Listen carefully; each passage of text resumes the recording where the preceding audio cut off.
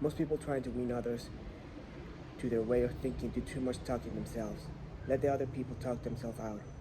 They know more about their business and problems than you do. So ask themselves So ask them questions. Let them tell you a few things. If you disagree with him, you may be tempted to interrupt, but don't. It is dangerous. They won't pay attention to you while they still have a lot of ideas on their own, crying for expression. So listen patiently and with an open mind. Be sincere about it. Encourage them to express their ideas fully. Does this policy pay in business? Let's see. Here's the story of a sales representative who was forced to try it out.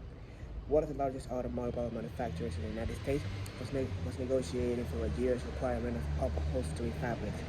Three important manufacturers had worked up fabrics in sample bodies. It had been all it had all been inspected by the executive of the motor company, and a notice had been sent to each manufacturer saying that on a certain day, a representative of each supplier would be given an opportunity to make a final plea for the contract. GBR, a representative of one manufacturer, arrived in town with a several attack of laryngitis. When it came my when it came my turn to meet the executive in conference, Mr. R said as he related the story before one of the classes, I had lost my voice. I could hardly whisper. I was ushered into a room and found myself face to face with a textual engineer, the purchasing agent, the director of sales, and the president of the company. I stood up and made a valiant effort to speak, but I couldn't do anything more than squeak. They were all seated around a table, so I wrote on a pad of paper, Gentlemen, I have lost my voice. I am speechless. I'll do the talking for you, the president said. He did. He exhibited my samples and praised their good points. A lively discussion arose, but the merits of my goods a lively discussion arose about the merits of my goods, and the president, since he was talking for me, took the position I would have had during the discussion. My sole participation consisted of mild nods and a few gestures. As a result, as a result of this unique conference, I was awarded the contract, which called for a half a million yards of upholstery fabric at the aggressive value of $1.6 million, the biggest order I had ever received. I know I would have lost the contract if I hadn't lost my voice, because I had the wrong idea about the whole proposition. I discovered, quite by accident, how richly it sometimes pays to let the other person do the talking. Letting the other person do the talking perhaps helps in family situations as well as in business. Barbara Wilson's relationship with her daughter, Laurie, was deteriorating rapidly. Laurie, who had been a quiet, complacent child, had grown into an uncooperative, sometimes belligerent teenager. Mrs. Wilson lectured her, threatened her, and punished her, but all to no avail. One day, Mrs. Wilson told one of her classes, I just gave up. Laurie had disobeyed me and had left the house to visit her girlfriend before she had completed her chores. When she returned, I was about to scream at her for the 10,000th time, but I just didn't have the strength to do it. I just looked at her and said sadly, Why, Laurie? Why? Laurie noted my condition and in a calm voice asked, Do you really want to know? I nodded and Laurie told me, first hesitantly and then it all flowed out. I had never listened to her. It was always tell I was always telling her to do this and that. When she wanted to tell me her thoughts, feelings, ideas, I interrupted with more orders. I began to realize that she needed me, not as a bossy mother, but as a confidant and outlet for all her confusion about growing up. And all I had been doing was talking when I should have been listening. I never heard her. From that time on, I let her do all the talking that she wanted. She tells me what is on her mind, and our relationship has improved immeasurably. She is again a cooperative person. A large advertisement appeared. A large advertisement appeared on the financial page of a New York newspaper calling for a person with unusual ability and experiences. Charles D.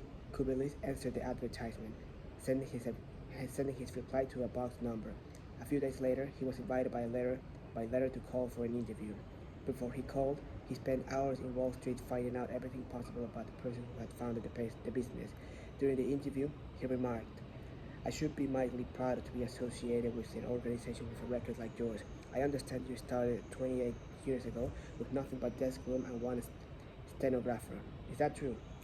Almost every successful person likes to reminisce about their early struggles. This man was no exception. He talked for a long time about how he had started with $450 in cash and an ordinary idea. He told how he had found he told how he had fought against discouragement and battles against ridicule, working Sundays and holidays 12 to 16 hours a day. How he had finally won against all odds until now the most important executive on Wall Street were coming up to him for information and guidance. He was proud of such a record. He had a right to be, and he had a splendid time telling about it. Finally, he questioned Mr. Kubelet briefly about his experience. They called in one of his vice presidents and said, "I think this is the person we are looking for." Mr. Kubelet had taken the trouble to find out about the accomplishment of his prospective employer. He showed an interest in the other person and his problems. He encouraged the other person to do most of the talking and made a favorable impression. Roy G. Badley of Sacramento, California, had the opposite problem. He listened as a good prospect for a sales position talked himself into a job with Bradley's firm.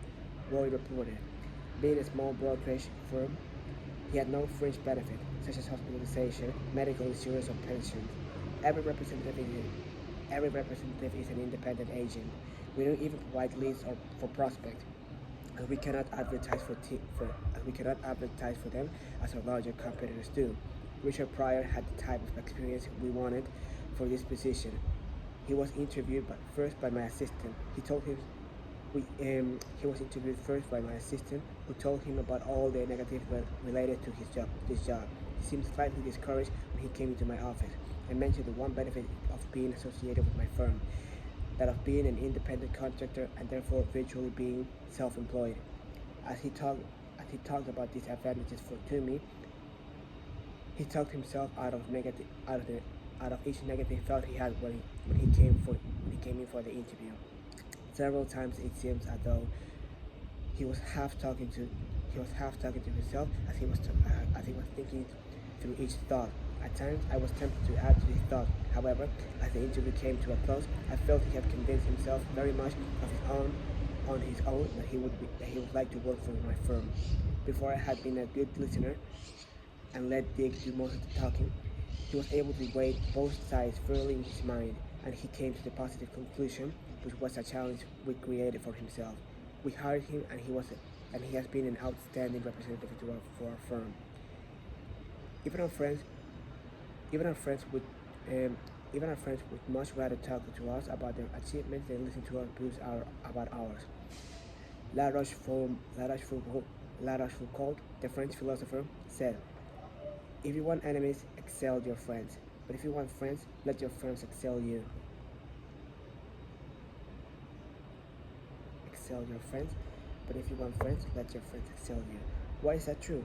Because when our friends excel us, they feel important. But when we excel at them, they, or at least some of them, will feel inferior and envious. By far the best liked placement counselor of the Midtown Personnel Agency in New York City was Henrietta G. It hadn't always been that way.